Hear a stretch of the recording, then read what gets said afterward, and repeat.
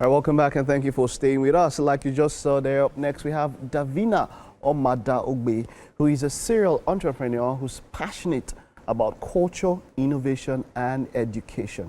She is the CEO of Isanja Company and the creator and founder of Isanja Board Games, a fun, knowledge-based game that celebrates Nigeria's history, culture, and people. It is great to have you, Davina. You are welcome. Thank you so much. I'm so happy to be here. Great. So now, just before we go into talking about the game, let's talk about you. Schooling and all of that. How did you get into entrepreneurship? What did you study? How was it that you decided to be an entrepreneur? Okay, so I have a master's degree in business and IT. Okay. Yes, but when it comes to business, being an entrepreneur, I can say it's a passion, right? Okay. I've always had the zeal to solve a problem. I started running a business right from secondary school. Secondary school? Yeah. How so? What were you doing then? So it's very funny what I'm going to say it, right? You know how we had like talk shops? And people didn't want to go to talk shops because, you know, the long line, the wait. So what I do is... But what's a talk shop? Not everybody understands Oh, what a talk sorry, shop like is. when you go and buy stuff in secondary school, like snacks and stuff during your break. It depends on the school you go to. My own school is canteen, they called it all. Or something. Well, I think it depends on the school. shop. Talk shop, okay, all right. Yeah, so if you, most times people don't want to join the queue, right? Okay, So what I did okay. was I said, okay, let me help you go and join the queue, but you pay me a commission of 20 naira. I mean, this was 2003, 2004. Wow. So for everybody I go for, you give me a commission of 20 naira. Interest, and then you buy for them? And I'll buy for everybody.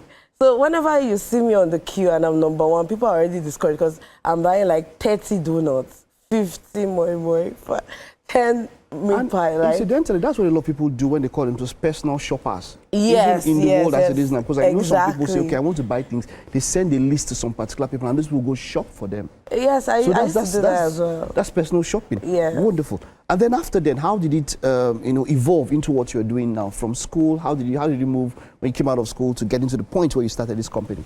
Okay, so when I came out of school, right, you know, education check, I graduated really young. So what I realized, like I said, I like to solve problems. So for Isanja, I went for like an interview, right? And, you know, they had this exams you write before they give you the job. Okay. So, I mean, I did the math part, I passed. Okay. Comprehensive part, I passed. Okay. But when it came to current affairs, I didn't know jack. Wow. Okay. Right? And I'm the kind of person I'm extremely competitive. Okay. So when I feel I already beat myself. So what I did was I crammed all the questions. Okay. Then when I got out, I Googled all the answers.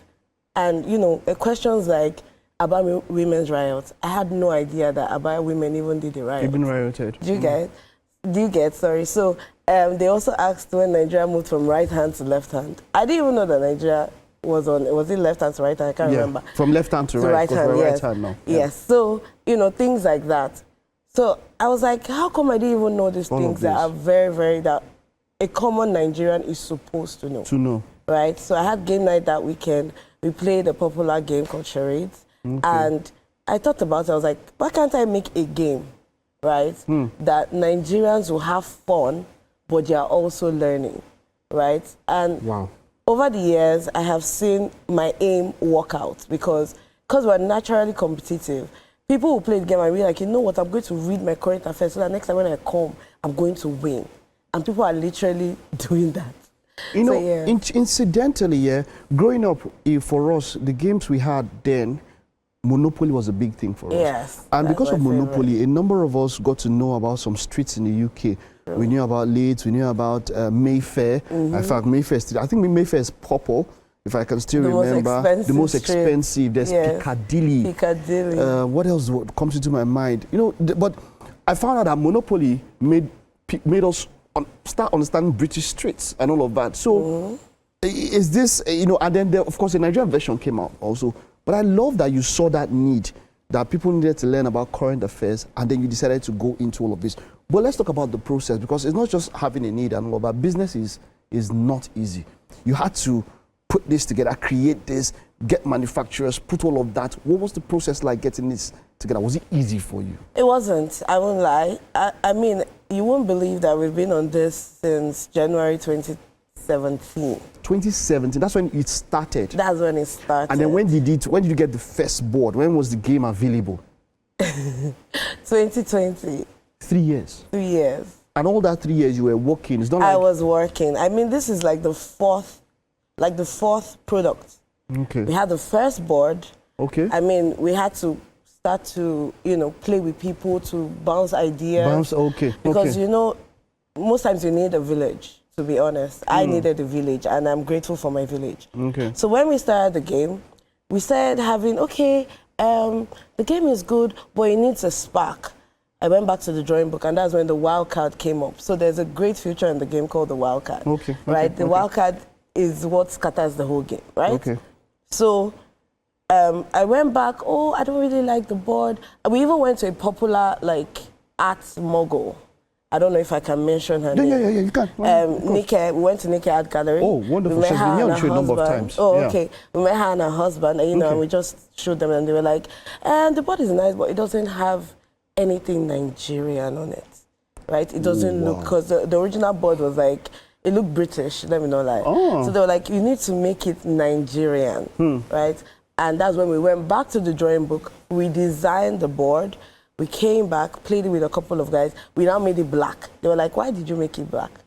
Nigeria's color is green and white. So we now went back, we did it, and that's when we had the final product. So throughout that 3 years, what we're doing is we're doing test runs. Product testing. Yeah, and all product of that. testing, market testing, to see how we can push.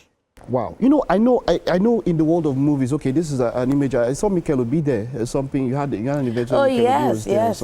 Okay. I see this with movies where you have screenings to a select, group of people before the full movie comes out. And then it's just like, market testing, getting to know what they like and all of that. And this finally came out. Yes. But it wasn't just, was it produced here in the country? Everything that you did, was it produced here? Was it outside? How did you source for the materials that you had to use to produce this? Should I be very honest? Yeah. It wasn't produced here. We tried to produce it in Nigeria, but the cost was ridiculous. So you're telling me now it was cheaper? It was to do it outside. 1,000% cheaper. We tried. All our prototypes were made in Nigeria, right? And even the quality, right?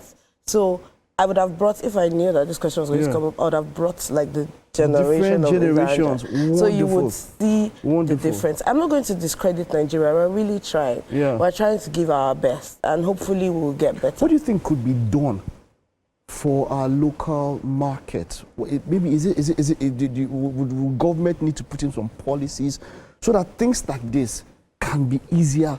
Can be, that the accessibility to producing things like this can be easier here in the country rather than outside? So I think first of all, we have a manufacturing problem. Okay. Right, the raw materials. I feel like we can produce most of these raw materials in Nigeria, but we're so used to exporting those materials and then they sell it back to us, and that's what we used to produce.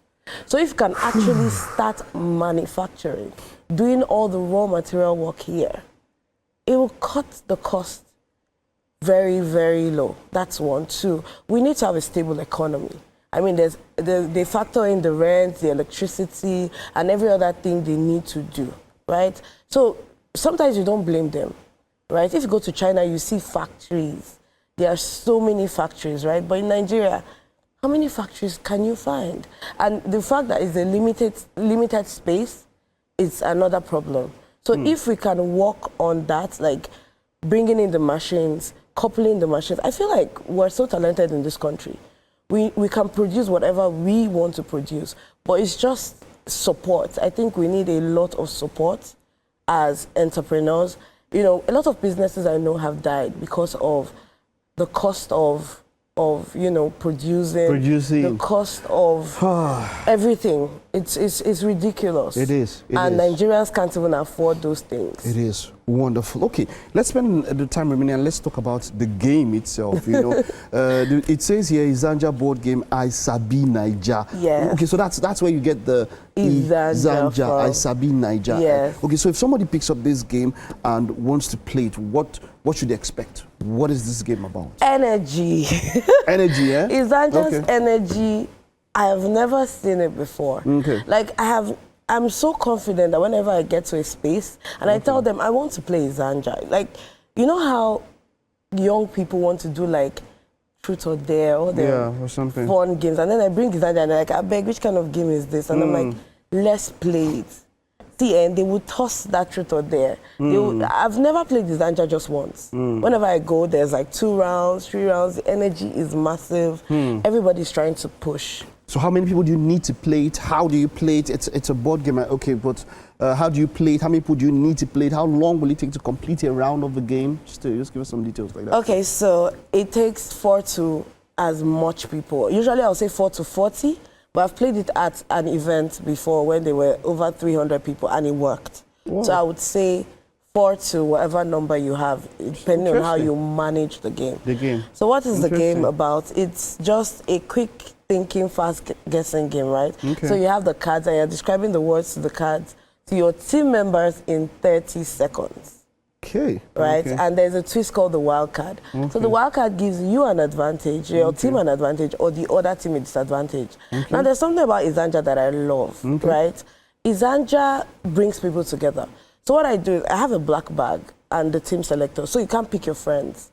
Okay. So whatever I'll give you, you pick randomly. So it's random? Yes, so it's random. Like, so you whoever have to be in teams? In teams, yes, 4 teams. 4 teams? Yes, minimum of 2 teams, maximum of 4 teams, right? Okay. So now you're relying on total strangers to win, and that's where the team bonding comes in, the networking comes in, because I've never met you before, but I need you to win a game, right? So wonderful. Isanja has brought in friends. We have a network actually on WhatsApp, right? So we have a community rather, and we're doing so great. We usually have game nights every month, and we also try to push the game. Hopefully we'll be on TV. All right, wonderful, wonderful. I like that it's something that people can learn about Nigeria, because when we were reading your bio, you spoke about how you're someone who loves innovation and culture. You can learn. Yes. It is something for team bonding, so it's something that a number of people, their teams, companies, people can come together and decide to have this for their game nights, rather than we are all mature here.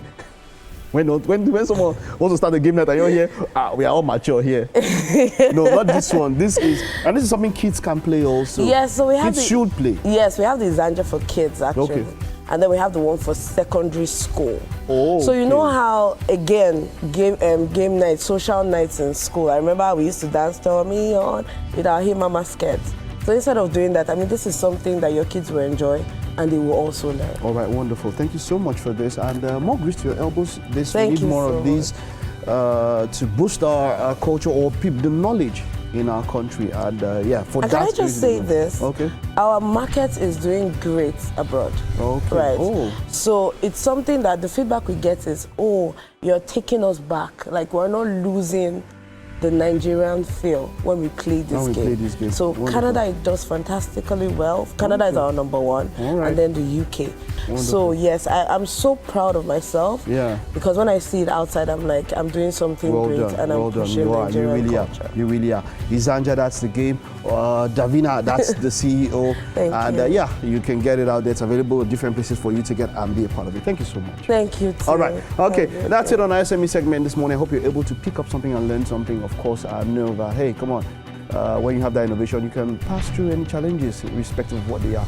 We'll take a time out now. Stay with us. There's still more to come on the show.